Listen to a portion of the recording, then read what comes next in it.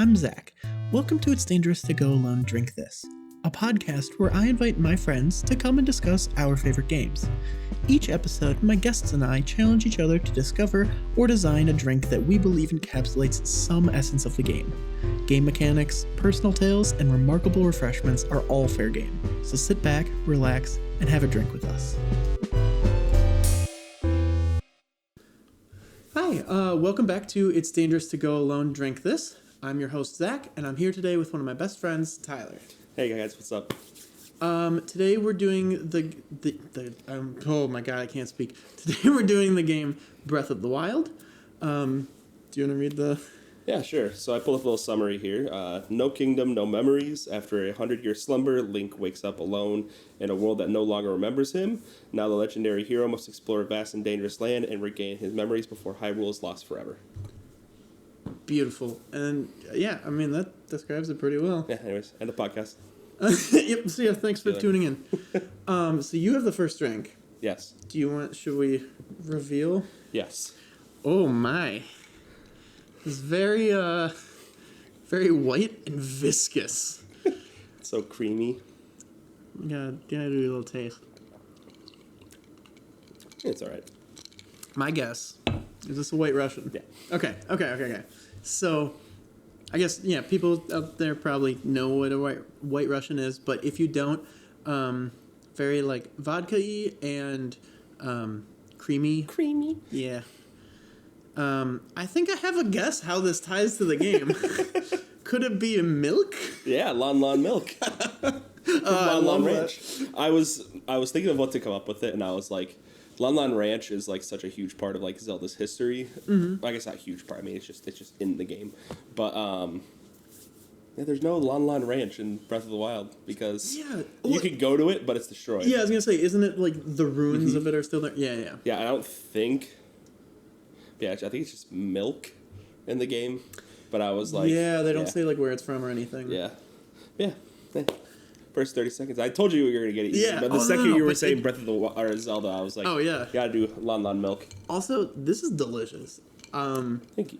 I know a couple of my friends out there already know that I tried to make White Russians once, and it was just god-awful. Like, so terrible, way too strong. Like, it only tasted like booze. Yeah. This tastes really good. Well, thank you. It's, 3 ingredients. I didn't know Kahlua was in one. I've never made one with Kahlua before. Yeah, it's really good. It's kind of... It's probably the Kahlua, but it tastes a little, like, coffee-y almost. Yeah. Yeah.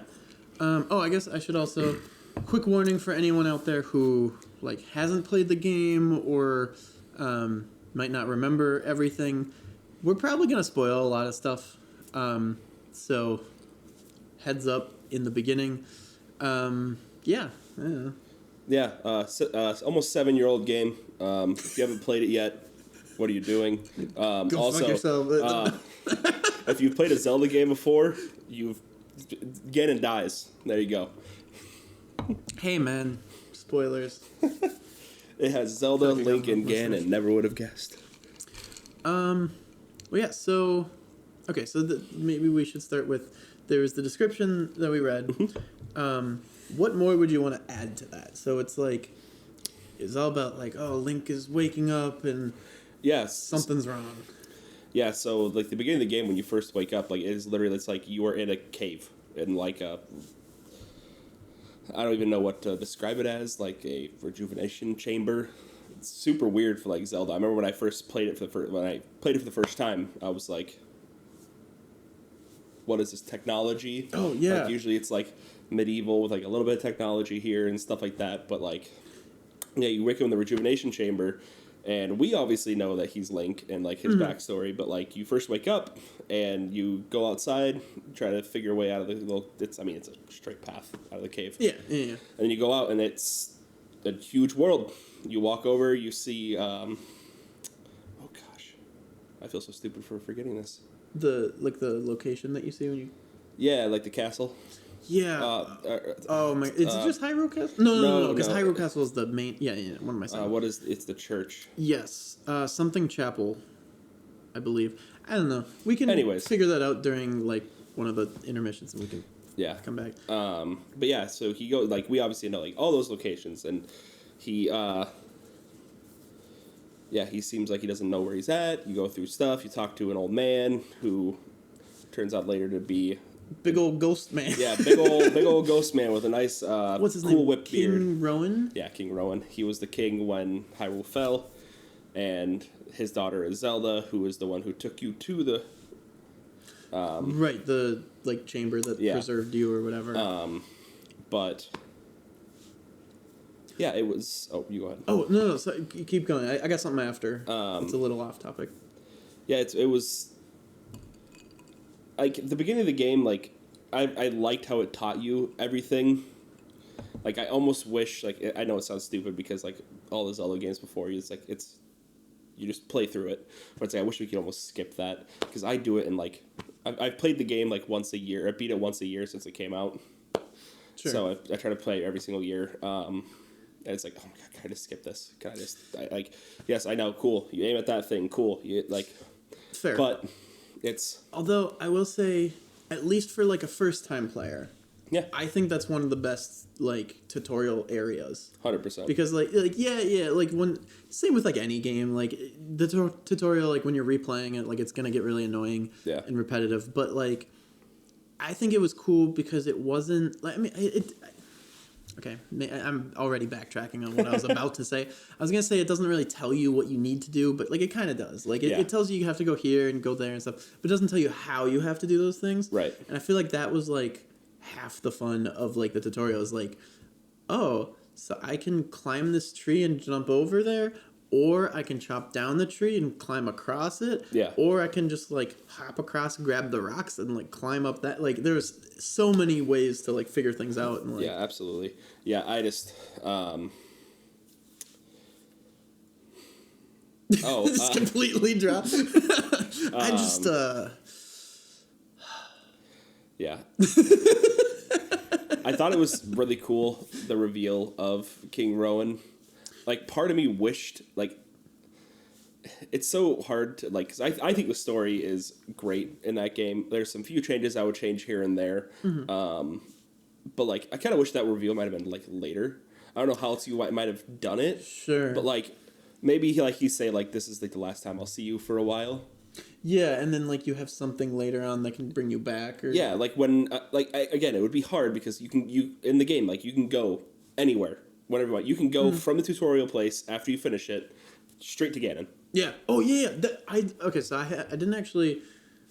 I don't remember how the video ended, but I watched this video of this YouTuber who was like, I beat Ganon on the... Or, like, not I beat... It was like, I had attacked Ganon or, like, fought him or whatever right after the tutorial, and it literally shows him there with, like, a little stick and, like... Yeah, I don't remember how that went. I can't remember if he actually beat him or not. But, yeah you can go straight there if you want, and, like... Yeah, but, like, maybe, like, I think it would be cool, like, if King Rowan was, like, when you first go to Hyrule. Oh. And you see the old man outside. And then, so you're like, hey, what are you doing here, old man? And he's like, well, I'm King Rowan. And, like... Yeah. Okay. Oh, I like that. That would be something cool to me. Or maybe he could have revealed himself there. And then, like, I know he does, like, there's a little spot, like... I know you said you're not, like, fully completed the game. Yeah, so I've never actually... finished it. I've done pretty much everything in it other than defeat Ganon, but the only reason I haven't is because I'm trying to like basically 100% complete it in like one go, and it's a bad idea. I've done it one time and I'll never do it again. That game made me hate Breath of the Wild for a while, or that like trying to 100% it. Mm-hmm. Nah, yeah. There. So at the end there is a spot where you end up killing Ganon in his beast form. He like forgone his resurrection, because I don't know if you know this about Zelda, they're all on like Ganon, Zelda, and Link are always reincarnated. Over and over again. It's like a curse that their Satan put on them. Same's demise. Mm. Like that's what happened in Skyward Sword. Oh, I forgot. Yeah. Because I played through Skyward Sword and I don't remember much of it. Like, I remember some of it, but not a lot. Yeah, but so like I lost my train of thought, but just them like coming back like over and over. Like it's like they're their curse or like, whatever. Almost like, not rejuvenation, but reincarnated. Yeah. It's almost like they're reincarnated every single Yep. generation. Oh, after you kill Ganon, there's a little moment where it pans past the castle, and you see all of the dead champions on top of the castle. They're ghosts, and then in the middle is Rowan, and he like smiles at you or whatever. And it's like that's cool, but like I don't know. I guess maybe that's not what they wanted the story to be. It was like multiple that they keep coming back around, but I guess that kind of links back into I wanted to bring up. Did you like the memory system that they implemented? Yeah. I'm trying to think of how to phrase it. So like I liked it from a storytelling perspective, but some of the times it felt a little like clunky almost, you know? And so like I think the system itself as an idea is really, really cool. And obviously like it was their first time trying it. Right. But so I'm hoping like in the second one that they'll kind of refine it a bit, and I don't know how you would. That's the only problem.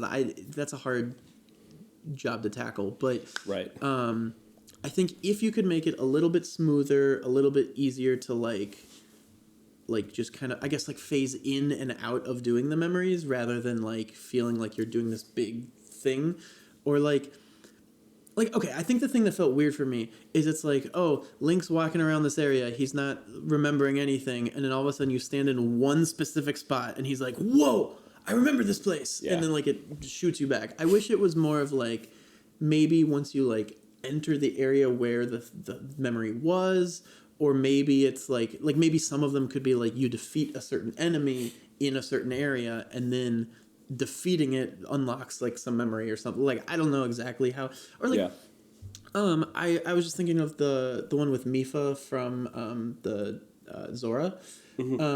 His memory of her is like, oh, she's like helping to heal me and whatever, and I feel like that could have been, well, okay, I guess there's one after you do each divine beast as well, but I think that maybe they could have incorporated the other memories of the champions like right before you fight the beast, or something like that, rather than just out there somewhere, you know.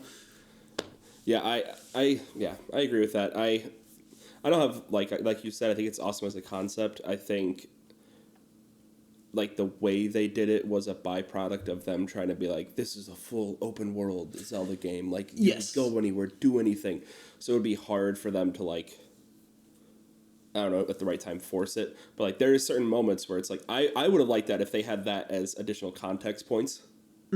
So like, or additional flashbacks that were like not crucial to the story or not like giving backplots, and like that would be have even more of those out there like would be cool. I know that's a lot of editing cutscenes, but because I agree, because I was like, I remember like the first time you walk up, well that's a bad example, but I was gonna say like when you first walk up you see Mifa's statue. Oh, yes. Kind of where the thing is anyways, but or it ends there as you're going there. But because I think there was two when I my first playthrough. Like I got them, but I had to look them up because I could not find them. Oh yeah. And you can find them in the wrong order, and then it's like, and it's kind of weird, and like, which I guess I'm kind of okay with that. Okay, so I guess I wish there was a way that if you wanted to, you could like for sure find it in the like chronological order. Because like I didn't mind finding them out of order, because I found most of mine out of order. Because I thought it was kind of cool, almost like, you know, just kind of like how memories work, where you're like, oh yeah, I remember that day like back when I was 6 when blah blah blah happened, and then like you might remember something later and you're like, oh my god, that was when I was 12, and then you remember something else and you're like, oh, when I was 8, and then like they kind of tie together. So like from that perspective it was cool, but from like understanding the story perspective, I think it could benefit from having like some sort of order, but I'm trying to think of a way to do it that wouldn't take away from like the open world, like do whatever you want kind of thing. Maybe like at the beginning, if there was like, okay, so maybe King Rowan is like, hey, go, you know, like you're the champion, go like save Hyrule. I think you should go here. I've heard like rumors that you once were there for, you know, like whatever it is, and like he could send you over to like Lon Ranch, you know, like he sends you somewhere, and then you don't have to go there because he already kind of does that with the village, like Kakariko. Yeah. Where like he's like, hey, you should go there and talk to oh shoot, what's her name? Oh my god, I forget the old lady's name. But he tells you to go like talk to her, and so like you really don't have to do that, but like it's cool that he kind of points you in a direction, and I wish they would have done that with the memories. And then if you wanted to, you could go from memory to memory with like suggestions of ways to go, but not like forcing you to. Right, because there's like the only things you have to go off of is the pictures. Yes. Yeah. And the thing. And it's like, well, that's cool in a way. It's like some of them are really bad. Where it's like, that is a pathway with trees on each side. True. Yeah. Okay. Yeah. And like the one I'm referencing is like one of the most important ones, and it's where Link like almost dies right in front of her. Right. And it's like it's very easy to miss that if you like, depending on the way that you go about the game, like it's super easy to miss that one. Right. And like there's another one that's like the rocks, and then like you can kind of see something in the distance, but like I don't know. Some of them, like the perspective, it's like, okay, this could be here, this could be over there. Like there's a big range. Some of them, it's like, oh, this is one very specific place. Like, what was it? I think it was an old fountain. And that one is like literally like this big open plains, like kind of rolling hills area, and there's one structure, and you're like, once you get up there, you're like, okay, this is the one from the picture. Like, obviously it is. Oh, is it the horse one? Yes. Yeah. But like, so like some of them, it's like, okay, you like once you see the thing, like you know that that's where you're trying to go. Right. But like some of them, like so easy to pass and like have no idea where you're going, and yeah. So that was. We didn't offer like a super good change for it. I also hope that's true. Well, yeah, it's just it would be hard. Like we're not game developers. Like we like it, but like make some changes to it. Yeah. One like overall, I also see the benefit of like going all into like you can do this however you want. So I don't think they should necessarily take that out. And I also don't think like some of our ideas, like I don't think they're like the best, but I think like if you took some essence from what we're saying of like, hey, maybe have like a suggested route or like an easier way to figure out the order or something like that, or like even just like an easier way to find them or stumble upon them. I was going to go back because we went past it kind of quick. Your idea of having other memories that you could find. Yeah. I think that would add a lot to it, because then it's not like because right now, like if you're walking, you see like this big circle on the ground that's glowing. You're like, okay, I found like a memory. But like if you had like core memories and then like outside memories, like that would be really cool, because like you might see the thing, and like if they kept the whole rest of the system the exact same, you'd find this thing on the ground, you go up to it, you're like, oh, this kind of looks like the area from this picture, or like maybe they don't do pictures, then the next one maybe it's like a description of the area, or like whatever it is, like. But like, let's say it's just still the pictures. Like you go up and you're like, okay, this is like a forested area. It looks pretty similar. And you go up to it and it's like some kid playing with Link and it's the memory. And you're like, oh, that's cool. But like now you're like, okay, I got to go hunt and find that other one. But like it still added something. Like it gave you some flavor, something so that you don't feel like you're wasting all your time just searching. You like get a little reward or something. Yeah. Yeah. Do you want to move on to the next thing? Sure. So, should we go into maybe more of a fun topic? Yes. So we prepared a few would you rathers that are some Breath of the Wild related, some just like Legend of Zelda related. We're just gonna ask each other and see where we go. I'm kind of curious. I got a few that are pretty dumb, but you want to go with one, or should I start with one? You can start with one. All right. So I'll start with one that's like super Breath of the Wild related. Okay. Well, I guess it fits with the other. So, okay, maybe I shouldn't say super, but it is Breath of the Wild related, but like you could apply it to others. So, would you rather be a Zora, a Goron, a Rito, or a Gerudo? Since I already am a Goron. I didn't know you eat rocks. What were all the options? Zora, Goron, Rito, or Gerudo. I think a Rito, Rito. I would love to fly. That's fair. That's fair. That'd be cool. I'm torn between Rito and Zora because either flying or swimming. I'm like, that's so cool. I feel like Gerudo, like, super easy to throw out because, like, you're just basically a human. And then, Nah, you are. Yeah. But then... You have to be a girl, though. Goron's a pretty cool... Well, maybe I want to be a girl. That's what I'm saying. Yeah. And then I had a bonus, too, of, like... So, would that change if you threw in, like, Sheikah / like, a Hylian or something? It would still be Rito first, but then it would probably be Hylian second. Okay, that's fair. Elves. I feel like I would probably put them last or second to last. It's between them and the Gerudo for the last, but like I want to be a fish, I want to be a bird, I want to be a rock. Like I think that's my order.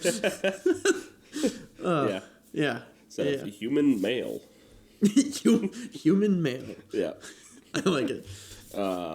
Okay, so this one deals with Breath of the Wild. Mm-hmm. Would you rather have an old-style Zelda dungeons in the sequel or stick to the Divine Beast style? Ooh. You obviously can't do Divine Beasts again. I mean, I guess you could, but it would be like, okay. Like something, but so like, maybe it would be something like... Very puzzle-heavy. Not Divine Beast, but like something related to it. Yeah, okay. like kind of a small location, super puzzle-heavy, but then like... I guess the older ones were too, but yeah. Okay, wait. Say the whole thing one more time. Would you rather have have the old Zelda style dungeons in the sequel, or stick to the Divine Beast style? Ooh.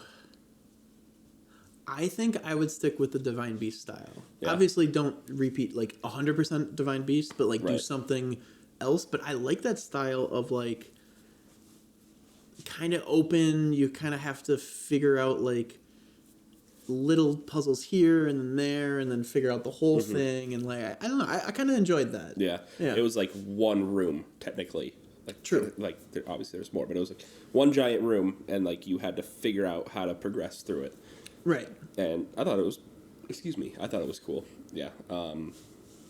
You oh no, because you didn't. Did you play the DLC? No, I haven't played the DLC. The DLC Divine Beast is a lot like a normal Zelda dungeon. Okay. And it was super cool. Did you like it better? Yeah, I like old style. Okay. I like these ones are cool. I like them a lot. But I think the boss fights were what made it for me. Those boss fights were crazy. So here's a thought. What if... So you know how there's like the shrines all over the place? Mm-hmm. What if you replaced those with more old style and then you kept the Divine Beasts the way they are now, where it was more like you figure out like the big puzzle thing and then fight like the big boss. Like you still have all that in it. Yeah. That was another question I was going to ask you later, but it's a good time to bring it up now. Did you like all of the little caves, the little trials? Yes and no. So I really enjoyed trying to find them, or like some of them, you know, like I liked the puzzle ones, the ones where like somebody in a village tells you like this old rhyme from years past, and you have to like figure out how that works to like find the shrine. Mm-hmm. But some of the ones that are just like out there, like it could get a little annoying just with like like if you keep the tracker on, like you hear like the beep, beep, beep. And I'm like, okay, yes, I will go find that, but I'm trying to go down this path. And like, it's kind of annoying to have to go in, turn off the tracker, go do the thing, then turn it back on to go find the shrine. And like, so like, that was like a little annoying to me. I get that that's like something I easily could have like switched or whatever. Mm-hmm. And like, the other thing is, like, I feel like some of them, not all, but, like, some of the shrines were kind of lackluster, where It's like, oh, solve this puzzle, and it's like, okay, well, I put the rock on the switch, and like that's it, you know. But like some of them are really hard, and like you actually have to like, okay, you have the one of my favorite ones. It was actually 2 shrines. The one where there's like the split mountain, and there's one on one side, one on the other side. You have to take a picture in one to solve the other, and like that was so clever, and I loved that. Yeah. So that's where I'm like, I think it's really cool when they have the good puzzles, or like the combat ones were pretty cool too. And like, as long as they're good shrines, I loved it. But I think that just with the sheer number of them, they had a few that they probably just had to fill in, which I suppose on the flip side too could be like, maybe like players who aren't as good at the game could do more of like the easier ones and stuff like that. But I just felt like there were too many easy ones. Yeah. So, I don't know. I think overall I really enjoyed them. I think that they should kind of up the difficulty of a few of them. Yeah, I think they... I completely agree with you. I think they should just cut down the bloat. So I think there was like 200 or no, there's like 100 something. Yeah. Of these things. Yeah. There's like 115 or something. Just cut that bloat down, because I don't know if did you ever complete every single one? Not every single. That's what's taking me so long, is that I'm like literally trying to complete every single thing. Plus, like, I'm jumping between different games and stuff, so it's not like I'm playing Breath of the Wild straight. But like, yeah, that's the main reason I haven't beaten Ganon, because I've done like all the Divine Beasts and everything. Like, I have the game almost 100% like story wise. Yeah. It literally just the fight with Ganon, but I'm like, I want to like and I know I don't have to do this, but I'm just like, I want to 100% complete everything before fighting Ganon, just for the fuck of it. Like, have fun collecting 999 Korok seeds. Oh yeah, I have. I think I got like 600. If I have to see another one raise a piece of poop again in my life, I'm going to beat the shit out of it. Although, okay, with the Koroks though, I think as long as you're not trying to 100% it, they're really cool, because it's just like another collectible you can find out there, and as long as you don't have that mindset of like, I need to get it, it's super, super fun. Yeah. Trying to do that challenge is a terrible, terrible, terrible idea, because it makes the game so much more annoying. Yeah. But that doesn't mean that the game's bad. It just means that idea is bad. And I don't think that's how it was designed. I think it was designed that like, hey, there's so many of these out there that if you just play through it, you'll find enough of them randomly that like you can get enough like gear slots, or like, you know, like the upgrades and stuff. Like, yeah. I think it was like by design that there was a lot, but yeah. I would just cut like the shrine stuff. Like, there was ones where you literally just like fought something, and it was just like, okay, I have like the best gear in the game and some of the best swords, and I'm gonna 2-hit you. Okay. I feel like some of those combat ones were like, it was like really hard to find, or like in a weird obscure place, so like you finally get there and they're like, all right, just fight like this thing, where like I think that those should be the hardest puzzle ones, and the combat ones should be the easy ones to find, because you're like, oh hey, I found a shrine, I'll go do it, and then it's like, oh shoot, okay, I'm like under level, like early on or something, you know, you're like, I don't have good gear, now I gotta fight this thing, where like, yeah, I don't know, I guess if they put more, like pulled the combat ones closer to like the starting area, and then kind of like along the main paths, and then everything else make those the puzzle ones. Yep, a quick fix, because I think there should be more of them at the beginning, and I think they should. Well, no, that wouldn't work. I was just gonna say they should offer some variety, like not have, what are they called? I already forgot the name. Of what? The machines. Oh, shoot! It's the Sheikah technology. They had ancient cores was the thing. Yeah. Oh my gosh! It's like ancient something. Ancient. Oh my god! I'm gonna have to look up some stuff between drinks, but I was gonna say it'd be fun to like. It wouldn't make sense lore wise, but like having not just those machines in there, like having hobgoblins, and so you could learn to attack multiple things at once. But it's like, again, it would make sense lore-wise, because you have to have the Sheikah Slate to get in there. Right. They'd be long dead. Here's an idea of a way they could kind of do it. is instead of having them trapped in there, what if you get into one and, like, say there's, like, a small puzzle. You're walking up, like, you figure out, like, whatever the puzzle is, and it opens this door, and you walk in, and the second you walk in, the door closes behind you, a big, like, opening in the ceiling opens up, and a bunch of them fall in, and then you have to fight them. And so then, like, the idea is that, like, you know, they're just kind of living up there or whatever, and, like, I don't know, they can figure out lore reasons that they stay there forever, but, like, I don't know, I feel like that could be a cool way to, like, bring in other enemies if you wanted to, like, go that route. Yeah. Okay. Do you want to do one of your other ones? Sure. Okay. So this is I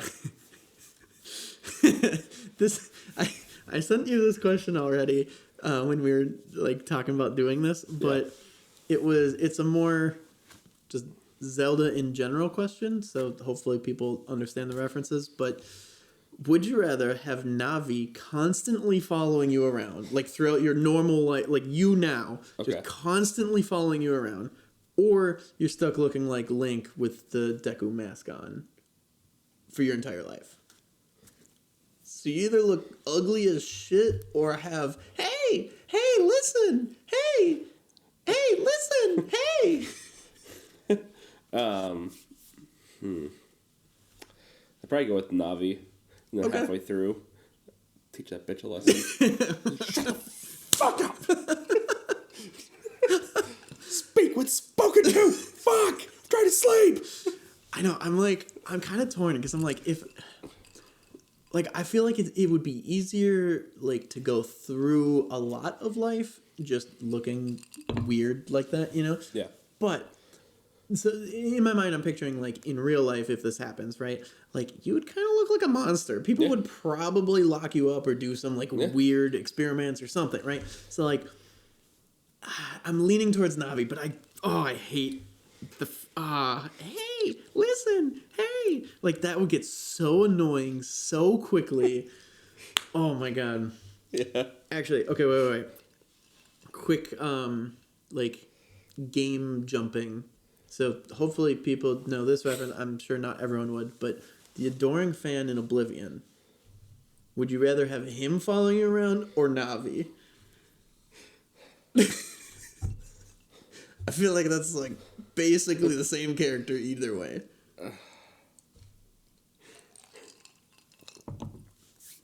Probably the adoring fan. Okay, that's where I was going to.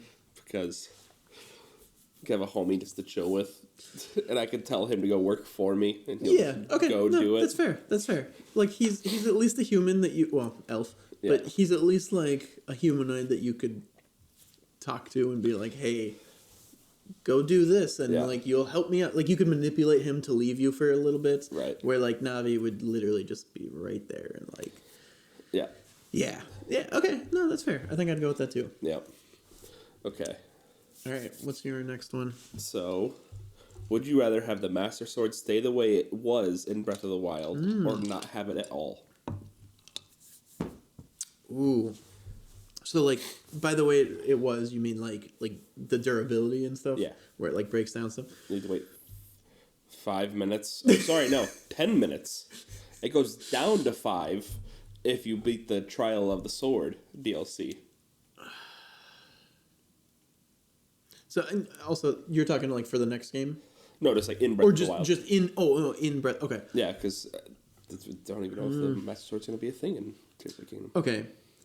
I think I would say keep it the way it is rather than remove it completely.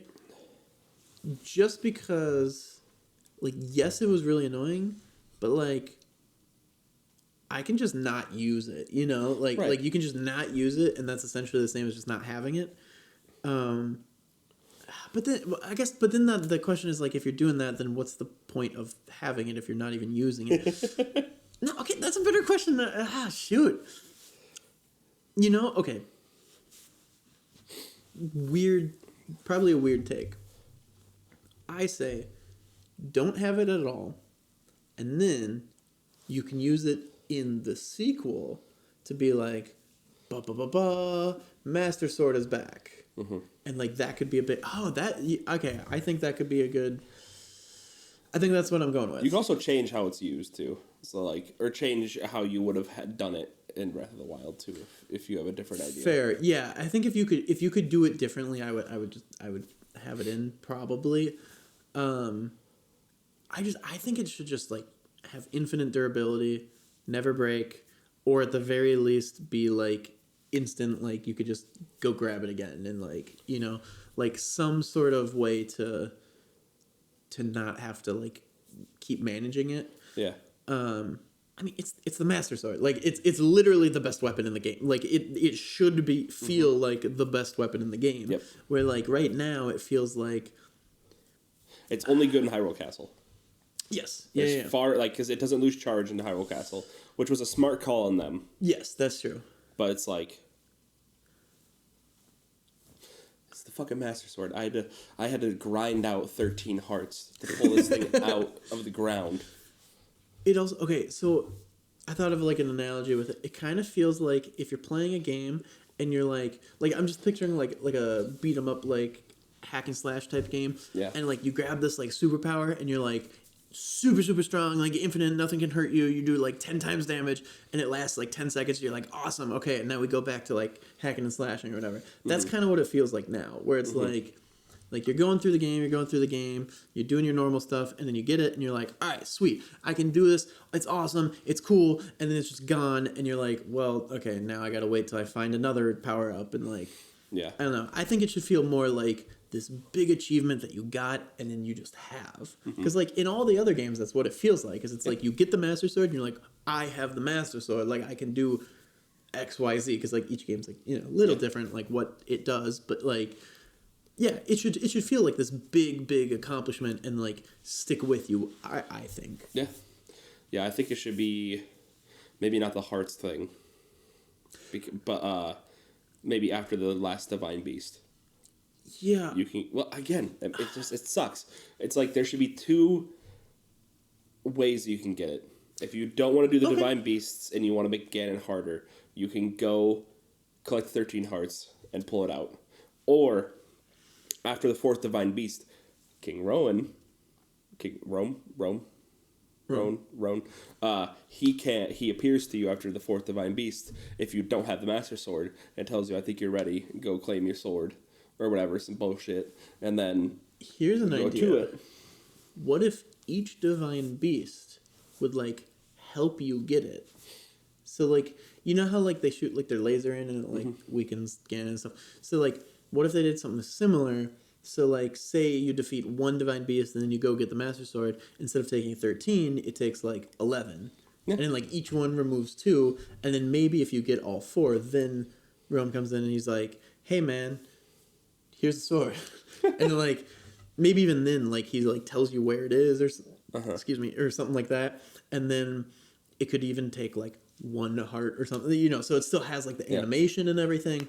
But like it's almost like he's helping you out. Like, oh, that could even be cool. So like you go to grab it and like say you do it super early and like let's say you like speed run. You just go Divine Beast, Divine Beast, Divine Beast, Divine Beast straight to the sword. So like you only have like 3 hearts or whatever, and you go and you grab it and you start yanking and it starts doing like the heart like going down thing, and it gets to like the last one, and then like you're about to die, but then Rome comes over and he grabs it himself like as like a ghost and like helps you pull it out or something 4. Like that. Or it could show champions. Like all the champions helping you to like. I think that could be cool, just as like an added way to do it, like multiple directions that you could take it. Yeah, that could be cool. Yeah. Yeah. Do you have another? You said you had 3. Yeah. So I got 2 more questions if we want. Okay. But as I say, I noticed we're kind of low on drinks. Should we take a pause? Yeah. Get the next drink and then come back. Yeah. All right. We'll be back. All right. Who turned the lights out? Yeah. Your eyes are closed. You wanna describe the drink? What you're seeing? A nice Diet Coke. It is. It is a brownish, reddish liquid inside of a small glass with crushed ice. Yeah. Let's take a sip.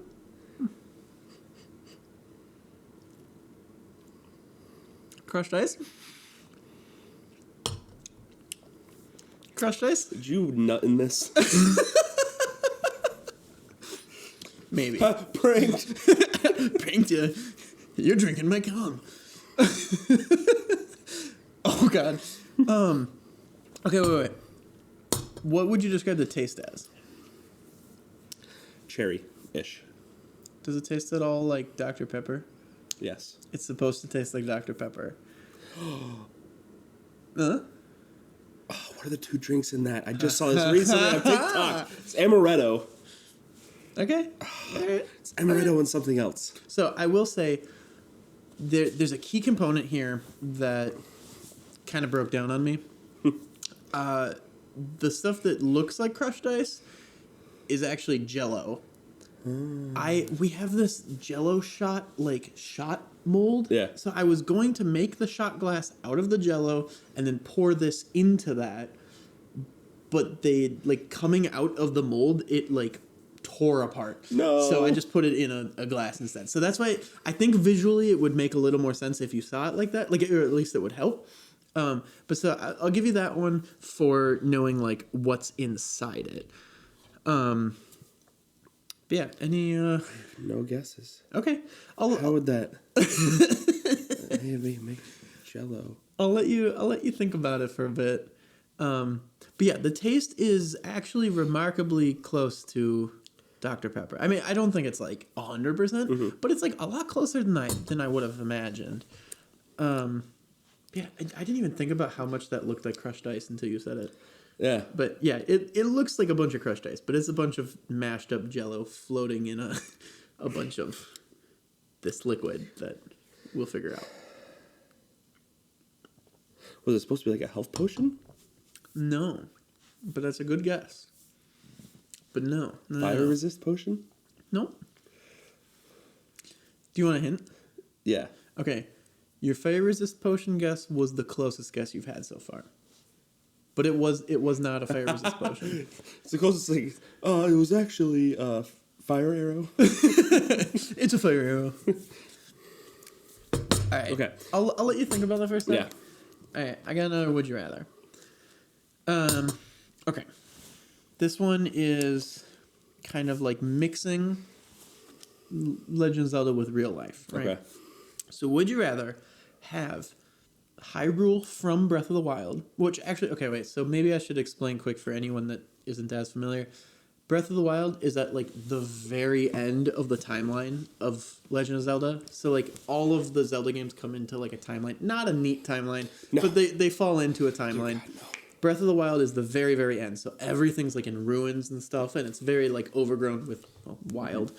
But anyways, so the question is, would you rather have Breath of the Wild Hyrule be a real life place that you could visit, but there's no inhabitants there, right? There's not all the animals are there and stuff, but there's not all the enemies, and there's not Goron's Link isn't there. a real person, Gorons aren't real things. Yeah. It's as if just the landscape existed in real life, and all the animals that are in the game can still be in it, just none of the monsters or the humans and stuff. Yeah. So either that, and with that, let's say it's really close by and it's a big free park. So you can go there anytime you want. Okay. Or you're able to eat any of the food from Breath of the Wild whenever you want. But the fallback on this, the moon from Majora's Mask is now our moon. Is it falling down, or is it? It's just the face that you constantly see. Anytime you look at the moon, you see a giant face, creepy, just staring down at you. Oh, God. But you can have any Breath of the Wild food at any time. It's just you might not want to go outside. We go to Hyrule. Hyrule? Okay. Because a lot of the food in Breath of the Wild is based off of our food. True. But you have to make it, yeah. right? This is like the picture how it looks so good. You just instantly, you're like, oh man, I would love some of that steamed fish, and boom, it's right there. I'm fat enough already. That would be dangerous. Okay. I'm kind of torn between the two, but I'm leaning food. Well, you could, if it was a superpower, you could do I want to milk this and have it be a... You open up a business and just start selling food. Then you can also, if you walk past a homeless person, you can just be like, "Here, man, dubious sirloin food. steak. There you go." Yeah, I like that. But Still Hyrule. But when you're handing out that food, you look up and you're like, oh god, that thing is staring at me. Yeah, no, I'm still gonna go Hyrule. I'm kind No, of I think I'm going food. That's the food? final answer. Okay. Because Hyrule, as cool as it is, without the inhabitants there, it would just be like an old European castle. That's fair. And but you get like all the surrounding land. So like so like the volcano and like all the big mountains and everything. Like, yeah, I think the food. The I food? think I'm going food. Okay. I'm gonna. Okay, would it shift it if like none of like the main characters, but just like the normal basic people, inhabitants lived there? Nah, I'd probably still go food. Okay. Yeah. Now, why are you leaning food? Not to make a multi-million-dollar business, maybe. Fair. I guess that's fair. No, As much as I hate the moon, I feel like you'd get used to it if that was your everyday. Like you'd still hate it, but like you'd learn to live with it. You know, you're like, I don't go out at night. Like that's scary. It's pretty terrifying. It's pretty terrifying. From the get, I was saying no because the moon, the Majora's Mask is my least favorite Zelda game. So. Interesting. Yeah. I assumed it was like lower than like Ocarina of Time and everything, but I wasn't expecting least favorite. Which would be a good time. Yeah, What is your ranking? Ranking of the games? Yeah, you don't have to rank all of them because there's a ton. Right. But like ones that you've played or have good memories of. Sure. So I guess this wasn't really fair. Do you want me to go first? Yeah, maybe I'll think you do yours. Because I had mine written down because I previously thought. So putting you on the spot and just being like, think of your favorite Zelda games. Yeah.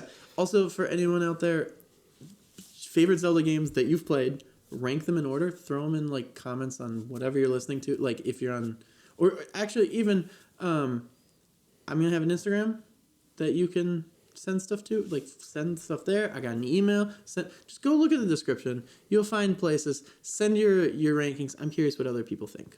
But. Send him a text. Here's his number. Jesus, no. Oh, that's a terrible idea. Okay, just DOS me, you know? Or docs. I said DOS. Whatever. So mine's Breath of the Wild is first. Okay. Wind Waker, Twilight Princess, Ocarina of Time, A Link to the Past, the Minish Cap, and Majora's Mask. I'm a little surprised. Like I was expecting Ocarina of Time to be like way up there for you. I remember how much we played it like growing up. Yeah, but it's super good. I just feel like. And maybe it's like from where I'm sitting now and just like looking back, like sure, it's super good, but like I would rather play if you gave me all the ones I just listed in order and were like play them. Ocarina of Time would be one I would play like later. Sure. Like I love Twilight Princess, Wind Waker used to be my number one favorite until Breath of the Wild came out. And that became my favorite. I know it's not like the best. Like I've seen this argument a lot on like Reddit and like other YouTube videos where it's like, Breath of the Wild is not even a Zelda game. Like it really like it is. It's like okay, yeah, like that could be true, but it's called innovation. Right. So it's like it's not doing the same thing over and over, but like it's still a Zelda game. It's just not like in the same spirit as like some of the other. Sure. People scream at Game Freak because every single Pokemon game is the exact same, but yet you want it to be more like a Zelda game. Also, if you're going with that, what about like Wind Waker and what is it, Tracks of Time? Spirit Tracks. Wasn't there? Why am I mixing? I don't know. I played like a teeny tiny bit of that. Yeah, sorry. But anyways, both of those very, very different. Like those don't feel like normal Zelda games. Yeah. And like no one seems to care. Yeah. But then Breath of the Wild, everyone's freaking out about it. Yeah, Spirit Tracks was dog shit. Spirit Tracks. Why did I Tracks of Time? I made up a game there. It's like I can see where they're going with it, and it could be cool, but it was like they tried to like make like a Wind Waker for the DS. Yes, yeah. It was basically just like a second Wind Waker, but worse. But you couldn't just get out and go do stuff. You basically just went into levels on the train, and then other enemies would come on their train carts and try to attack you when you're on there. And it's just like, this is just I'm riding from level to level. This is basically a loading screen. Yeah. But yeah. Okay. I've almost beaten every single Zelda game, or have. I don't think I've beaten Adventure of Link, which is the second game. But I've beaten the first. But yeah, it's just like those ones that don't even matter to me. Like, fair enough. yeah. Like a lot of the Game Boy Advance ones I didn't play. My parents only bought me. I only had Minish Cap, which is a Game Boy Advance one. That one's good, and like none of these are like super bad. It's Is that just the like one with Midna? no, Twilight Princess. Is Twilight Princess. Yeah. The Minish Cap was a Game Boy Advance game, and basically Link had his normal hat, but it was like a creature, and could shrink him down to really small. Okay, I never played that one. I also didn't play Twilight Princess. So okay. Yeah. Okay. But yeah. Got any ideas? Yeah. So Breath of the Wild is my number one. And I think I'm just a sucker for like open world games. But other than that, I'm gonna go Majora's Mask next. Whoa. Even though the moon freaks me out, I don't know, something about I loved playing Majora's Mask. Like, I love the way that starts too. Like, you're just like the little cutscene. You're in the forest and you're like, oh, I'm running around. I'm Big Link, and then boom, you're this little Link, and you got a little mask, and you look ugly as shit. See, I love everything besides the time travel. I hate that shit. It stressed me out as a kid. Okay. That's probably why I have anxiety. I'd be freaking the fuck out. Oh, in 15 minutes, I didn't do anything. Fuck. See, okay, that's fair. It definitely stressed me out, but I liked it as a mechanic. Like, I think it was really, really cool. I agree. Like, I think it was very, very stressful. Like, especially as a youngin is what I was trying to say. Very, very stressful as a youngin. But yeah, like super, super like cool mechanics to me. Like in that sense, like I enjoy. I guess I'm trying to think. That might be my first like experience just with any sort of like fictional universe with like time travel. I don't know for sure, but that might be. Yeah. Which I think they did it in a really cool way. Somewhat related, Ocarina of Time. I might put it. No, okay. I was gonna put a third. Wind Waker is gonna be my third. Then Ocarina of Time. Wind Waker, even though I think it was like very, very different from a lot of like Zelda games, there's something so charming to it, and like I don't know, yeah, like well, back to Spirit Tracks, like I played that a little bit of that, and I was like, this is like Wind Waker for like off-brand Wind Waker. Like it's not great, but like I get what you're going for. But Wind Waker was really, really fun. And, like, it did something different in, like, a really good way. And, like, they executed it well. It was fun. It was charming. I loved the art style. I loved, like, all the mechanics of, like, actually sailing the ship and everything. Yeah. Like, I don't know. I thought that was really cool. And then Ocarina of Time, I mean, I also loved that. I had, like, the, on the GameCube, it was like the Legend of Zelda like collection thing. Yeah. So like it had that Majora's Mask, and I forget there was like one or two more games on that collection, but like the only two I really played was like kept going back to at least was Majora's Mask and Ocarina of Time. But yeah, I would put that next.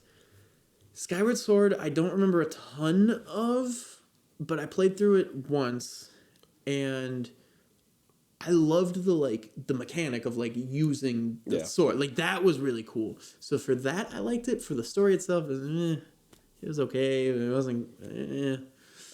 Yeah, I liked it because it told the story of like that is definitively the first Zelda game. The Skyward Sword. That's fair. Like he makes the Master Sword in that game. And the annoying Navi character in that game is like what Zelda says she hears, like the sword was talking to her, and when she kept saying, "I can't hear the sword talk anymore," the Navi type character got put inside of the sword at the end to make it the Master Sword. Sure.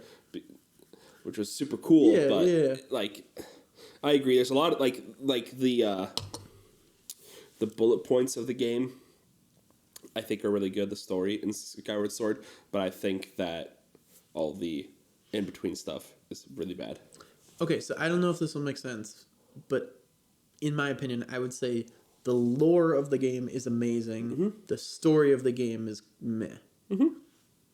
I don't know if that like fully, but like I kind of agree where it's like, yeah, like the main like bullet points of like what happens is really, really cool. Mm-hmm. But I feel like playing through it, you're like, okay, like why am I going here? And you're like killing things and you're like, this is fun, but like it's not, I don't know, it didn't feel as like, okay, so a lot of Zelda games feel like yeah, you're off on this random adventure like killing random enemies over here, but it's because of XYZ. Mm-hmm. Where like for some reason to me, Skyward Sword, I was just like, yeah, I get that there's like an overall reason, but I don't know what it was. I just didn't care about it as much. Ooh, you went down that. Mm-hmm. I haven't had dinner yet, so your boy's gonna get long. I'm trying to think. Okay, so what other Link's Awakening? That one's super good. Oh, okay. Actually, I might have to tweak. So Skyward Sword, I might actually put as my bottom one of the ones I've played. Yeah. Link's Awakening definitely has to be right above that.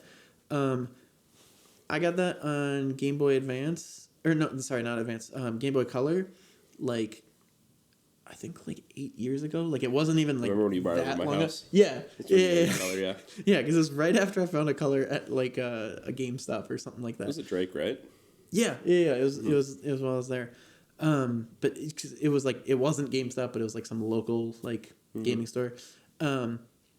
Anyways, but so yeah, so I was playing that, and oh my god, I had no idea what to do. And that game, like old Legend of Zelda games, like are unforgiving. They do not tell you anything. Mm-hmm. They don't hold your hand. Mm-hmm. Nothing.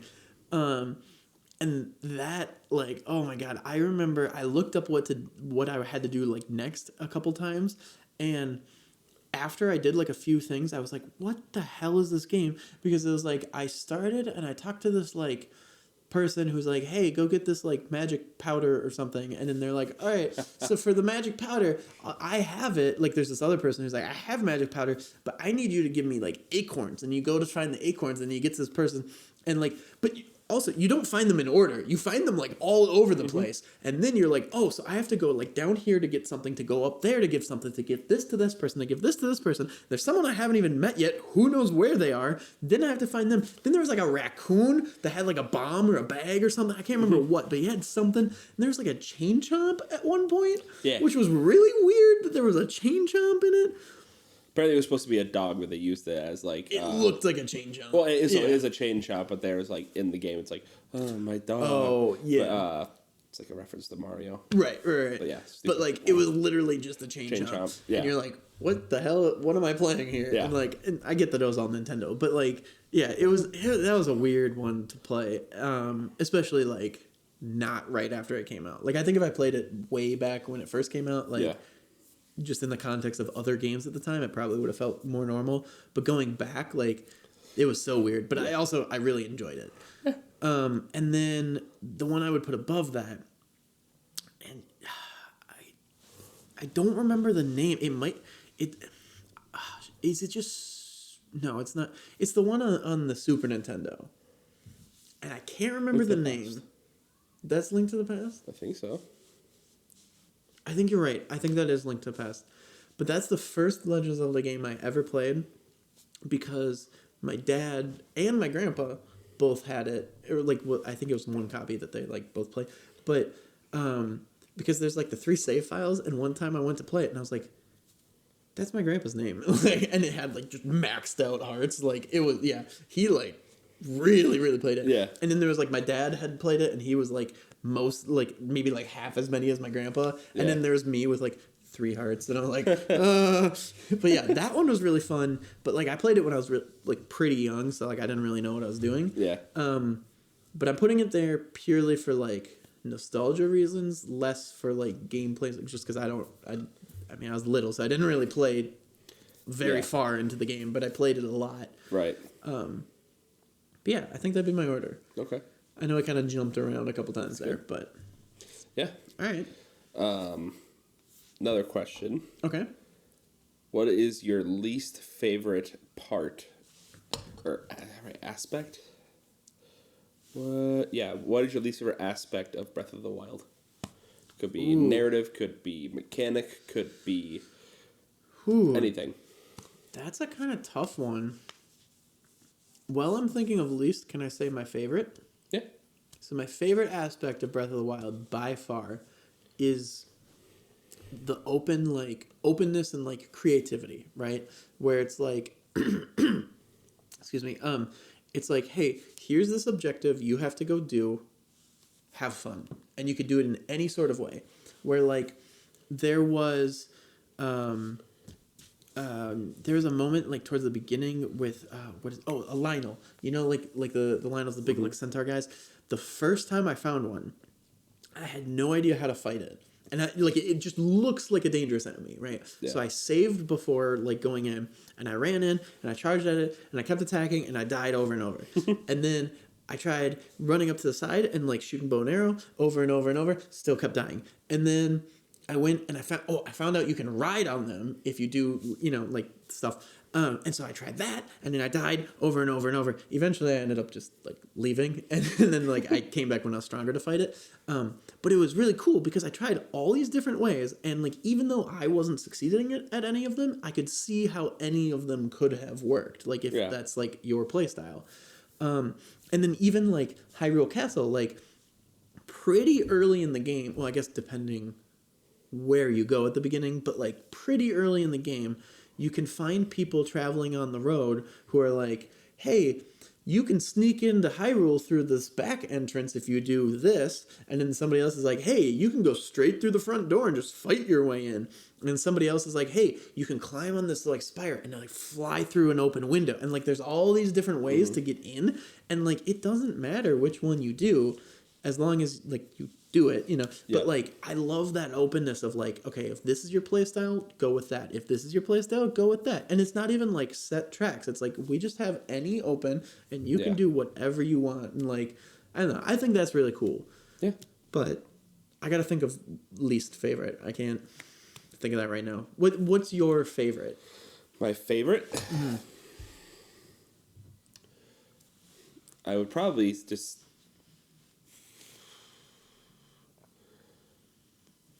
the world design, probably. And the questing. Okay. Like that different type of thing added to Zelda was pretty cool. Like I know we've had side quests in like previous ones. Sure. But and like being able to like actually like customize your Link, like what armor he's wearing. Yeah, that's really and, like cool. all that kind of stuff. Yeah, I thought that was really cool. But yeah, like side questing I thought was super cool. Like I thought the Sheikah Slate was awesome. I thought that was a really cool addition. Yeah.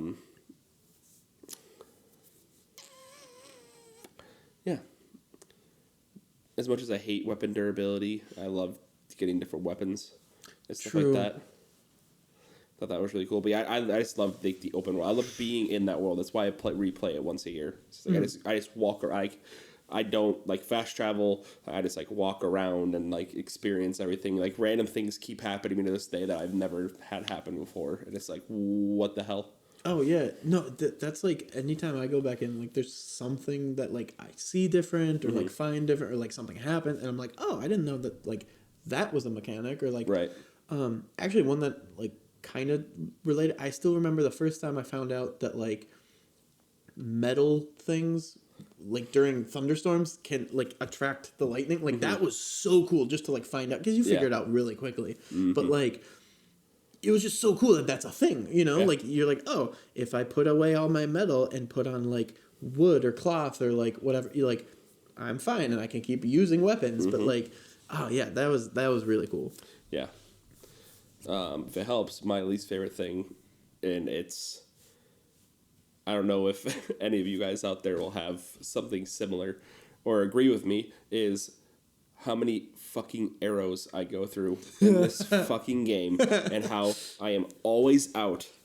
There's multiple places that sell it in the game, but you could only buy like what they have on the shelves. Yeah, like when you buy it, it disappears, whatever, and you have to wait time, and then you can come back. And then I'd go to every single one, and the place I like to do is like if I come onto a camp, I'll pull my bow out, and I'll try to snipe as many as I can. Sure. And if there's like a bigger, harder enemy, then I'll go down and have like a 1v1 or a 2v2 and like stuff like that. Or like Because there's like a lot of the goblin camps that like in the eyes you could see through the eyes of the giant skull they have there. Yeah, the big and like you could rock see skull. you could see like a lantern, but then it's hanging promiscuously above TNT barrels or explosive barrels. And I would love to just like aim it up there, shoot it, and it just hits it. And it's just like more enemies. Like this is just like super like personal gripe with the game. It's like they need to like drop more arrows, or more arrows need to be able to be found, or people need to have like a bigger amount that they could sell, because like by the end of Breath of the Wild I had like probably 16,000 rupees or whatever the max was. I don't remember, but yeah, more money than I knew what to do with. I had like my favorite armor in the game, and then I had like, oh hey, my Lionel sword's about to break. Let's go find the hardest one again. I'll go kill it, get its sword. I'm like one of the strongest things in the game. Yeah. And then, one of my favorite things. Sorry, that's the end of it. It's just arrows. I know it's stupid. But that is. That's okay. I thought of mine, and it's really dumb as well. But one of my favorite things, like it goes with the questing thing, but is Terrytown. Oh. Terrytown is one of the best quests I've ever played. I love like how it kind of in a way it almost guides you through the regions, but like it literally has something at each area, and like you find this person who like goes and like yeah. Oh yeah, that's probably my favorite too. And building off of it, this is going to go into Tears of the Kingdom. Is I hope that we see more settlements like that, because personally I think there's going to be a time skip.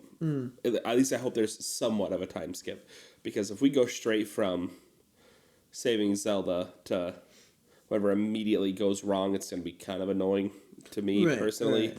But it's like, give him a fucking second. I think that it would be cool to like have more things like that you can see progress like happening throughout the game, and like you have like a direct impact to it too. Like that was the coolest thing, is that like every time you come back to it, like, well, as long as you're doing the quest or whatever, like anytime that you finish like a section of the quest, like you come back to it and the town is different, and like something else is there, and like they like open up that shop there, and like you can start like buying things in your town. Like it's so cool.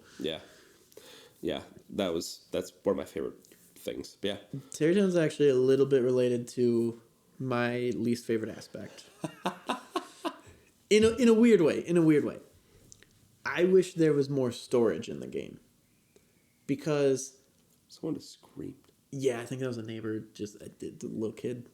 I don't know if you can pick it up through the mic, but yeah, there was some kid outside or nearby, just like blood curdling scream.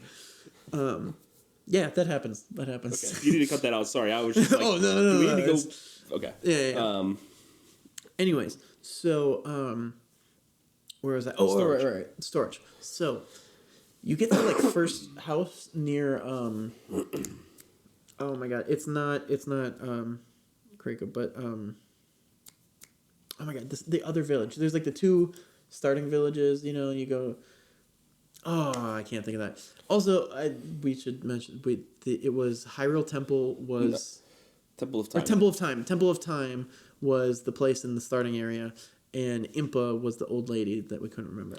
Her name was Ligma. Ligma, yes. Ligma? Ligma? Yeah. Ligma what? Ligma balls. Ateno Village. Oh, yes. So, right outside there, you can get like that house, and you can like buy the upgrades and stuff. Mm-hmm. And so it gave you, I think it was 3 weapons and 3 shields that you could like store, and like that was really cool, and like you could like show it off and stuff, and I loved that. And I don't want like more there, but I wish that they had like one at each of the major like 4 like civilization areas. Because like I had all these weapons where I was like, oh, this looks really cool, but like I'm kind of done using it because I have better weapons now or whatever. Yeah. And I wish I could have stored more, like displayed more. Maybe it's not storage. Maybe display is a better word. Yeah. But like I wish I could have displayed more of my favorite weapons. Like there were some where it's like, oh, I used like oh my god, the Korok weapons, like the spear. Yeah. I used that so much. And then like obviously it's like not that strong of a weapon. Yeah. So like then I was like, okay, I don't want to keep grabbing them, but it would be cool if I could like commemorate using one like this often and just like put it on a wall somewhere, and like that would be really cool. And like I mean, of course I can do that, but then I have to take off like something from. I wish there was more freedom to do like these 3 here, those 3 there, these 3 over here, and like whatever. Yeah. The fun fact about those storage things, that was like one of the easiest ways to do a duplication glitch. Oh wait, really? Yeah, back in the day. Basically, you would get yourself into like a bugged state. I don't remember how to do it. I think it was like a pause. So anyways, you got yourself into a bugged state, and you would hang something off, or hang something up that you wanted to duplicate, and then you would like pull it off the wall and hit pause at the same time. Oh, interesting. Or go in your inventory, and then like I don't remember exactly how it was done, but it would just like spew out of Link's head all of the weapons until you canceled like the glitched mode, and then so it was like, nice. Oh hey, you want 200 of the awesome Lionel swords? Spewing out of his head. Yeah, it was awesome. Oh, should we make the next drink? You another drink? I have a third. Okay. Yeah. Yeah, sure. All right. Okay. Back. I didn't put the drinks out yet because I realized you're a magician. It's invisible. Woo! So I realized we didn't actually finish guessing the last one. Do you have any other guesses? And then I can give you some hints on it. Give me a hint, because I have nowhere. Okay, a hint. So, think enemy. Slime? Keep going. Remember the one that you guessed that was really, really close? Or like kind of close? Fire slime? Yeah. So I made a fire choo-choo, or it's supposed to be a fire choo-choo. Choo-choo, yeah. So the ingredients were, I made, it was orange Jell-O with Fireball and Amaretto in it, and then like a little bit, and then the drink itself that was supposed to be in the Jell-O, but it didn't hold, so they all came together.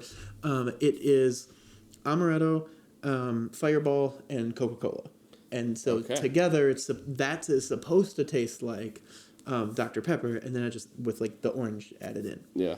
But yeah, so it was supposed to be a fire choo-choo, but I think it visually would have been better if it like worked out. But anyways, that's awesome though. So we've been drinking a lot, right? And so obviously we need something to rejuvenate. So health potion. Yeah. So I made. Well, okay, for anyone that can't see, because obviously a lot of you guys are going to be listening, it's a little potion bottle full of a pinkish liquid. Is dripping on me. What was that loud noise? Don't worry about the loud noise. Were you making biscuits? Making some biscuits, yeah. Take a little sippy. Aha. Any thoughts? No. Not beer. Something else. Wine. Yeah. It's a champagne. Ah, champagne. That's what was popping. That was the pop. That was the big loud noise. So this is a fairy tonic. Made with champagne. Oh, I shouldn't do that. Oh, God. It's like shaking the fairy champagne and grapefruit juice. Oh, well, it's like grapefruit blended with like apple, I believe. I thought it was smoothie. Smoothie. Oh, it does taste like the smoothies. Mm-hmm. Yeah. Anyone out there not in like the Wisconsin area, smoothies are a beer that I'm not a huge fan of, but they taste like smoothies. They're like smoothies. They're thick and some thick boys. Deidre really, really likes them, which I guess I should. If you haven't seen a previous episode with Deidre is my girlfriend, and she really enjoys smoothies. I forget that like people are probably gonna see just this and like not other ones, so they should. No, you have to watch all of them in order. Watch them in order. Yeah, before you come to this one. Yes. Well, do I need to know Spider-Man 1, 2, and 3, 1, 2, and 3, 1, and 2 in order to understand Spider-Man 3? Yeah. Okay. Cool. If you're my parents and randomly decided to put on Spider-Man No Way Home. Or that was, No Way Home was the last one, right? Yes. I get them mixed up. I know Homecoming's the first one. Yeah, because the second one's Far From Home. Yes. Okay. Yeah, because you go further away. It's like you're at home, then you're going away from home, and then you're so far away from home. Yeah. They decided to watch that with my nephew Bentley. Oh. While I was there, because he wanted to watch Spider-Man. There's murders. Oh yeah, I cried in front of all of them when spoiler alert, Aunt May dies. Yeah, I was crying just by myself. It's like we're just like sitting there. Anyways, my mom kept asking, "Well, who's that?" And I'm like, "That's Spider-Man from when I was growing up." Well, then who's the other one? That's another Spider-Man. Another Spider-Man. Well, then there's that. That's the current Spider-Man. The next Spider-Man. Yeah. Well, this is too confusing. That. No, it's not. They got brought here from another universe. It's fair. Yeah. But anyways, back to Zelda. Right. Okay. So I have another would you rather, which I'm looking at. We basically already kind of talked about. This is a more serious would you rather, but kind of talking about more of like how the game is versus like how you want it to be and whatnot. Mm-hmm. So would you rather have every single future Zelda game be in the same style as Breath of the Wild, or no more Zelda games ever being in the same style as Breath of the Wild? After Tears of the Kingdom, then, or even that will be included. Like based on how you answer this, like maybe they're like, hey, we're gonna just scrap the game and redo it as the old version, or they'll like keep it going the way it is and then add new ones.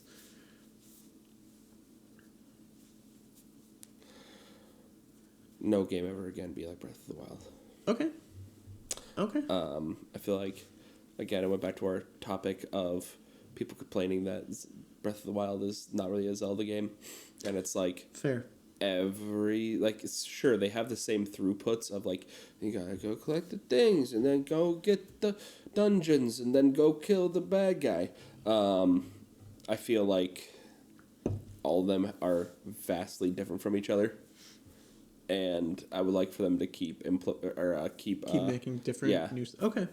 Then just stick with it. As much as I love it, I would want a mix of both. Right. Ideally. Yeah. But that's why I was like one or the other. I was actually going to go with every single game just because I liked it so much. Yep. But you've kind of sold me on no game ever just because I think that opens up more creativity than the opposite. I feel like at some point you're just going to get Assassin's Creed, what it is nowadays. Oh, that's fair. That. If you keep it the same over and over. Yeah, no, that's fair. It's going to be, new locale, but it plays exactly the same. But it's the exact same game. Yeah. No, okay, that's fair. Yeah, no. And ideally, obviously, I want to blend, but it was more just like if you had to pick between the two. Yeah. Okay. Yeah, because I feel like I depending, we haven't played it yet, obviously. This is recorded before the game came out. I feel like from what we've seen, which honestly was not very much, this could end up being like the perfect Zelda game. Fair. Like, do you think it's gonna have some more aspects of like older ones baked in? Okay. I think it's gonna probably have like legit Zelda dungeons, like kind of like Twilight Princess in a way. Oh, okay, sure. Yeah, I think they're gonna revert back to that with a dungeon style, and then it's gonna have. I'm hoping it has a really good story. For what it seems like, and we can get into this in just a couple minutes here.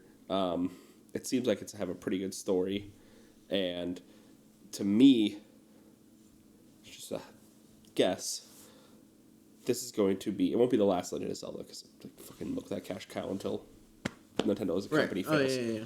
Oh, yeah. Same with like Mario. Yeah. It's basically I think this one though is going to be the definitive end of like the storyline, the Zelda timeline. Oh, okay, so because you know how there's like the timeline splits and stuff. Do you think everything else after this is going to be just placed in there in different places then? Yeah, or just a whole new timeline. Oh, like brand new, like all of these fit together. Anything else is a brand. Okay, because it started with Legend of Zelda, the first one. Yeah. Actually, I don't even think that's the first game, actually. No, Skyward Sword. Yeah, it was, and then but they all branch out from that, and they have all these crazy timelines, and it's like, the hero of time failed, the hero of time, blah, blah, blah. But then they converge back down to Breath of the Wild. All of the timelines do. And then I think that this one is going to have to deal with, because we saw in the trailers that Malice has reawoken Ganondorf. We've killed Ganon. But not Ganondorf. Ganondorf, which is still confusing as fuck to me. Like, he's supposed to have forsaken his reincarnation to, like, become the big old pig form that he chose, that pig form. Yeah. That was supposed to be him, like, forsaking his reincarnation, but yet we're now fighting Ganon, who has Malice in him. And it's like, I don't know where they're going to go with it. He'll probably have some story reason behind it, but maybe it's going to be like, oh, you killed that part, but you didn't kill Ganondorf. Quick side note: what is up with Legend of Zelda and like pigs? Like, there's so much pig iconography in it, and like I'm okay with it, but like, why? Like, where did that come from? I think the first one, Ganondorf was portrayed as like a pig monster. Oh, okay, so there's just some random decision at the beginning, and then they've... Or not even Ganondorf. Ganon. He wasn't Ganondorf back then. He was Ganon. And then he became the... I think Ocarina of Time was the first one in which he was Ganondorf. In which his reincarnation came back as a Garuda. I think you're right. I'm not... I mean, you're more of an expert on Zelda than I am, but... Yeah, that sounds right to me, I should say. Yeah. And apparently, from what it looks like, this is... I don't know if you've watched, like, Zeltic or anything like that. Like, Zelda YouTubers. They, like, go over, like... Especially when they were releasing trailers for the game. They were, like, going through it. And from what it looks like is... that this Ganon is the one at the end of Twilight Princess. Okay. But, like, who knows? Because it has, like, that... Had, like, the malice spewing out of his chest. And in the end of... Twilight Princess, you stab him right through the chest. I was going to say, I remember that, and then I realized also, like, for continuity's sake, like, I did say that I haven't played Twilight Princess, but I did watch you play a significant amount of Twilight Princess. So, like, I know some of the story and whatnot, but yeah. One of the most brutal endings to a Zelda, by the way. Yeah, I remember watching you, like, do the ending, and holy crap. You stab him through the chest, and he's just like, I'm going to kill you, like, I don't care. And the thing just, like, the god or whatever he was sacrificing him, not sacrificing, but praising, was just like, no, you suck, snapped his neck. He says, dies standing up. Yeah. Oof. Yeah. Yeah, I'd be really interested to see what this, I guess this kind of branches into the next topic that I wanted to bring up was, what is your biggest want in Tears of the Kingdom? This feels like a cop-out, so I'll try to think of a second one. But honestly, just to keep it as, like, open to creativity and choice as Breath of the Wild was. Yeah. Because I see it too often with, like, other games where, like, one game is really successful, they make a sequel, and then they change, like, the core thing that made the first one successful. And I think to Breath of the Wild, one of the... there's multiple, but one of the core things that made it super successful is how open it is to the player to choose how you play the game and choose what you do in the game. And, like, obviously there's, like, the main story and stuff, but, like, that's true with, like, any type of, like, open world RPG type thing. Well, most open world RPGs is, like, there's some sort of main story for you, but outside of that, you can choose how you play. Like, it's essentially just a sandbox, right? Mm-hmm. Like, it's, and that's what I love, is, like, I love other Zelda games that I've played, because, again, I haven't played all of them, but, like, most of those are very linear games, at least to an extent, like, with the story and everything, where, like, this is, like, there is one thin linear strand, and the rest of it is just kind of up to you, like, how abstract you want the story, or how, like, cohesive you want it. Because, like, if you do none of the memories, like, you woke up and they're like, hey, go fight Ganon, and then you go fight him, and you're like, cool, save the world. And, like, that technically is, like, the canon story, right? Like, but, like, there's all this other story that, like, you don't need to do, but you can. And there's, like, technically 2 endings to the game. Yeah. Oh, yeah. There's the one where you didn't get any memories, or you didn't get all of them. And when she asked me, "Do you remember me?" it just kind of like pans away. But if you got all the memories, she says, "Do you remember me?" And he like smiles and then runs at her. Right. But yeah. Also, this is my theory, so spoilers if I'm right. I doubt it. Zelda's dying in this one. Oh. Do you think that would tie into like ending this timeline then because of the reincarnation? Okay. So I'm curious why you think that though. This is strictly just from the trailer, and I'm probably wrong on that part. Fair. But Ganondorf awakens while they're...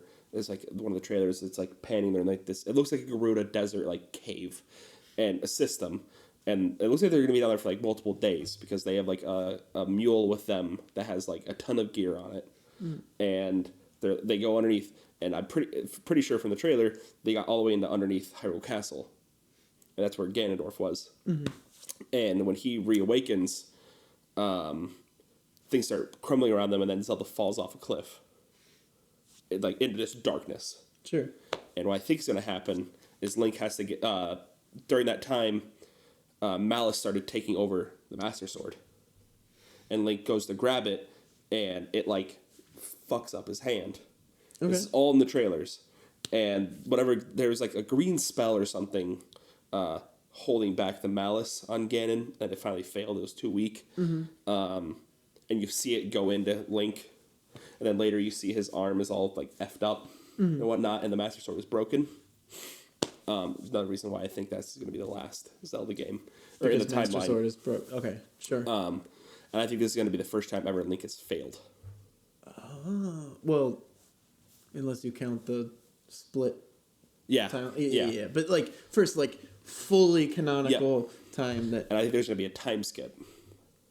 Because there was, in the trailer... It looked like Link just from, like, when we... Like, right at the end of Breath of the Wild. Yeah. And in the next one, his hair is long. He's wearing new clothes. He has a different paraglider.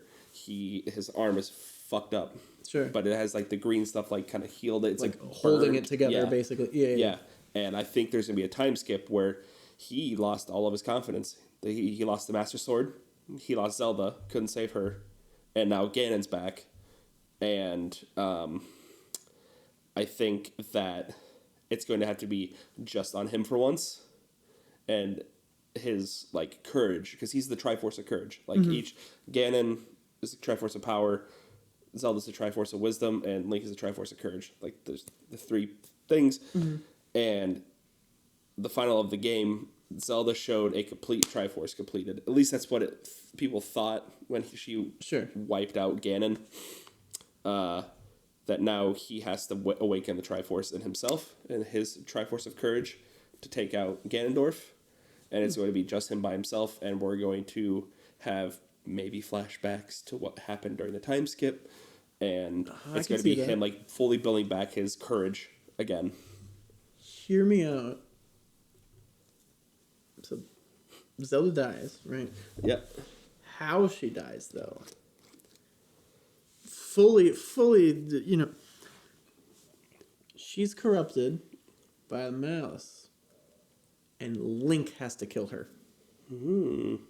How heartbreaking of an ending would that be? If like, so like, I don't need, you could take Ganon in like multiple ways with that, where like maybe him and Link end up working together, maybe they're like against it, like maybe he defeats Ganon or something, but like, what if the big bad final boss ends up being Zelda? There's this big reveal at the end that like she's been corrupted, she's the evil one, and Link himself has to kill her, and that breaks like the timeline. And then, you know, they can do whatever in like their next big timeline or whatever. But like also, watch the game come out and they're like, oh yeah, she fell in the hole, but then Link pulled her out and like, it's all good now, and we're just like, oh, okay.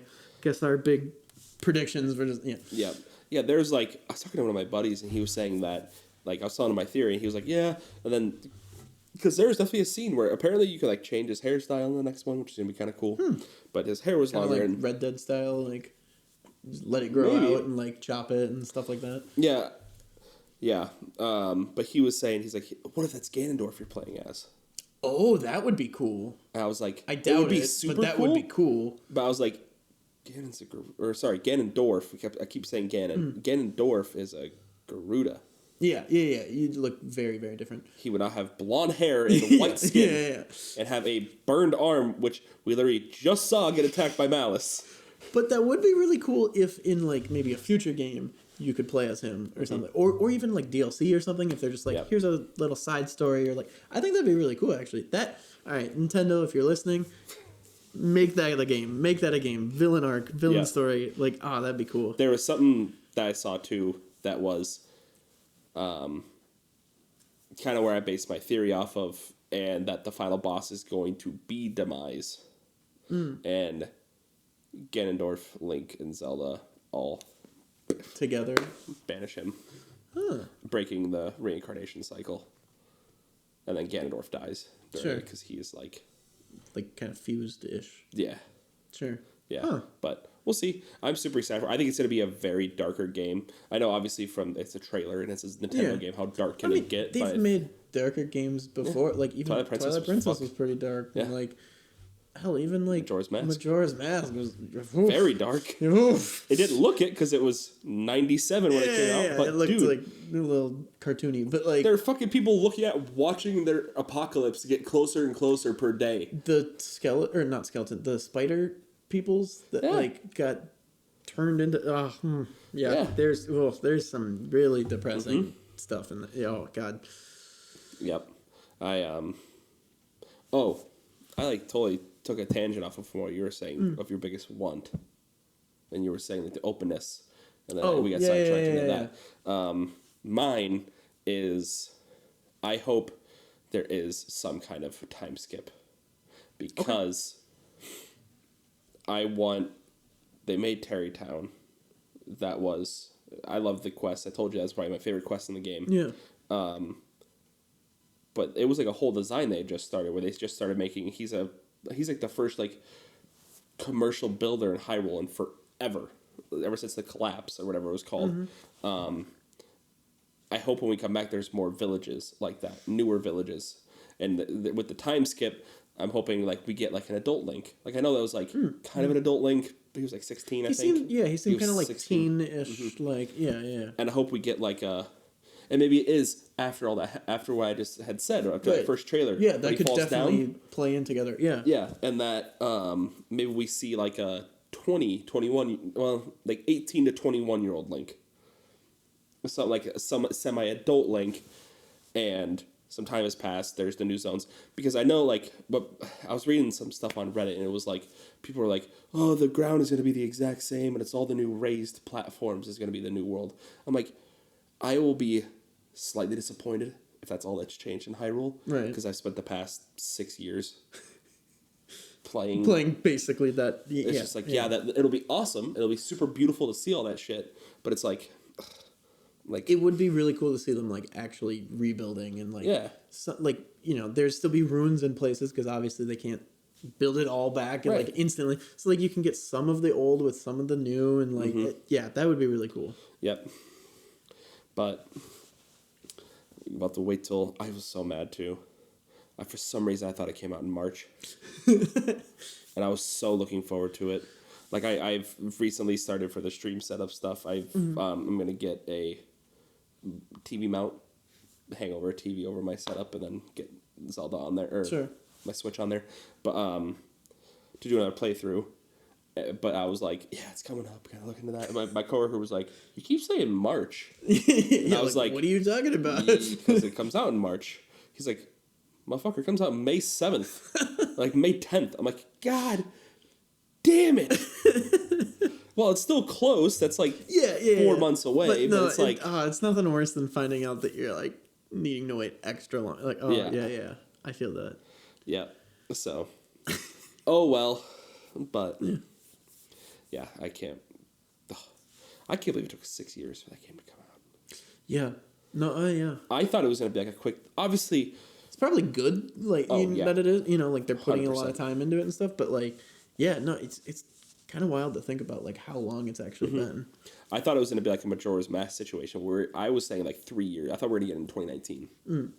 where there's going to be a lot of reused assets, which is fine because they already made the game. Sure. But they're going to add more stuff to it. I thought there was going to be a time skip, blah, blah, blah, all this shit. And it was going to come out in like 2019, 2020. It's like, no, that was 6 years ago. Hey, at least it's not Skyrim. God, that's just worst with waiting for another game. I'll be my first kid by the time Skyrim comes out. You might be dead by the time Skyrim. I guess. Oh God. Hey, Bethesda, you want to like actually make your game? No. And a new engine. God, Morrowind engine, baby. Their first 3D engine, and they've stuck with it. They're like, motherfucker, I like this. Oh my God. I was just talking with one of my friends. Actually, call back to pretty much every episode. Lido. He was in the first one, and then we've referenced him in every episode since. But anyways, so Lido and I were talking about just like game engines and stuff. Mm-hmm. And did you ever play the Crysis games? Mm-mm. Okay. I know of them, though. I played like a good chunk of Crysis 2. And then I got freaked out, and then I stopped playing. And I never went back. I'm so bad. Like, when I get freaked out in a game, like, just not returning to it. But anyways, it came out, like, 2012, I believe. And CryEngine is, at least at the time, like, probably the best engine of, like, any gaming ever. Even now, I would argue it's, like, one of, if not the best. But like I'm not an expert, but right. At the time, like it was like fairly undisputed as far as I am aware. Mm-hmm. But I was showing him so we were playing what is it, the Hunt Showdown or that's built on the CryEngine, and I was like telling him about it. I was like, oh my God, this is Crytek, like, oh, it's so cool because blah blah blah, and I was like telling him all about like my time playing like Crysis and stuff. And like, so at the time, my favorite like example of it was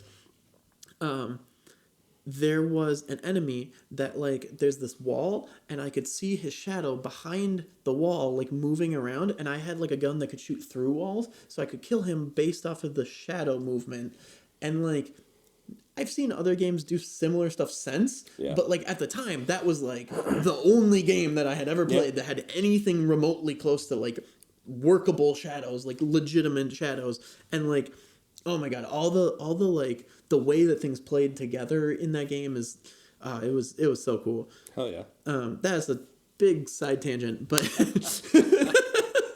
for Skyrim, baby. For Skyrim, baby, which is already a tangent from Breath of the Wild. 12-year-old game, baby. Oh my God.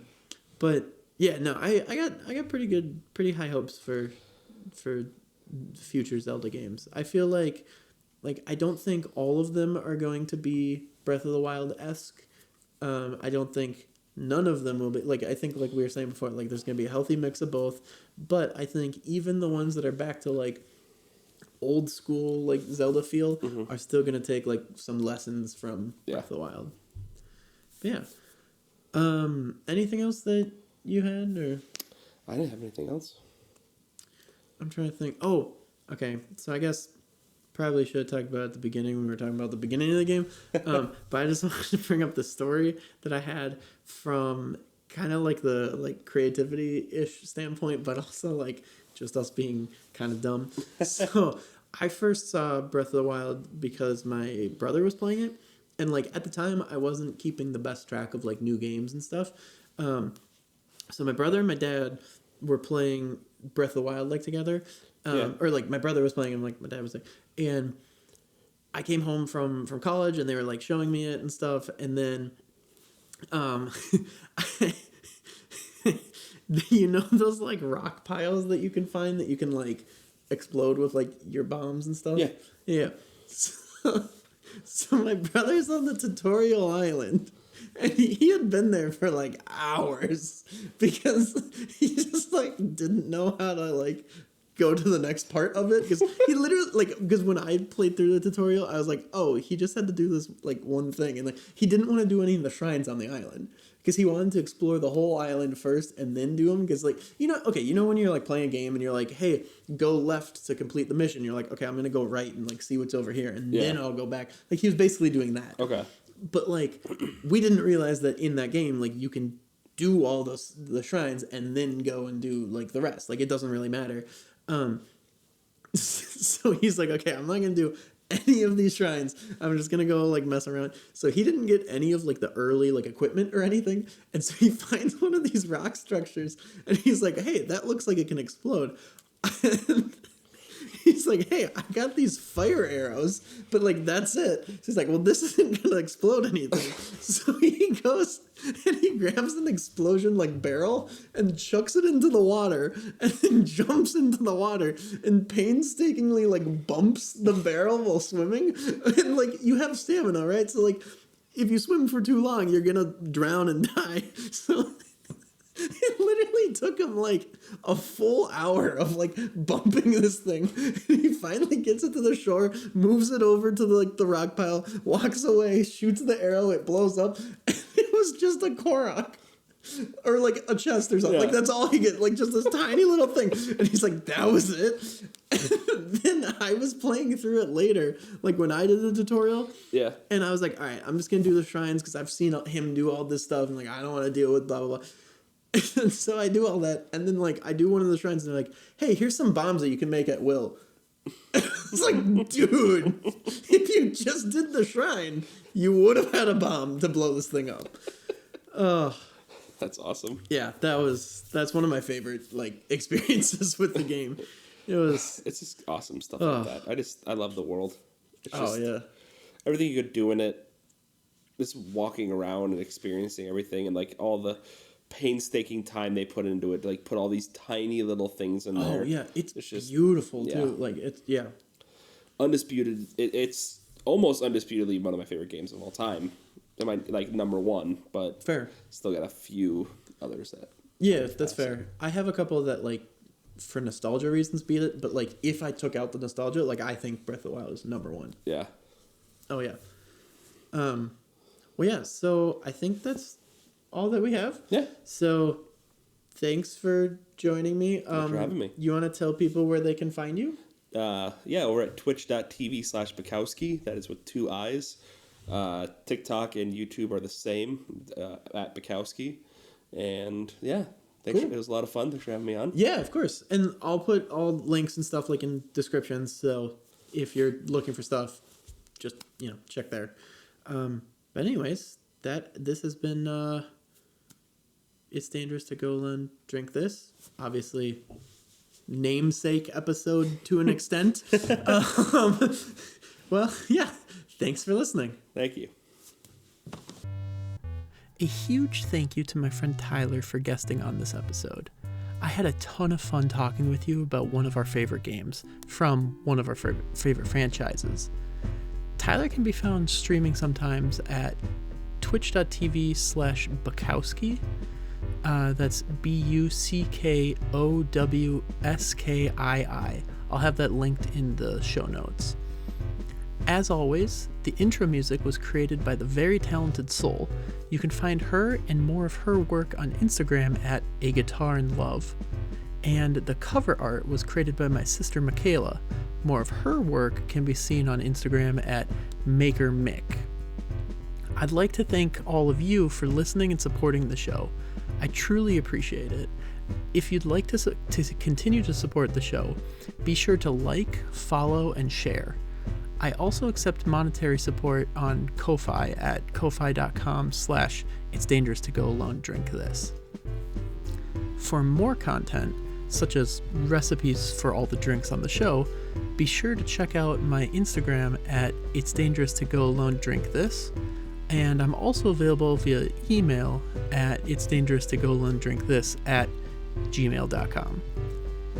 Thank you all again. The next episode will be released in 2 weeks. And remember, it's dangerous to go alone. Drink this.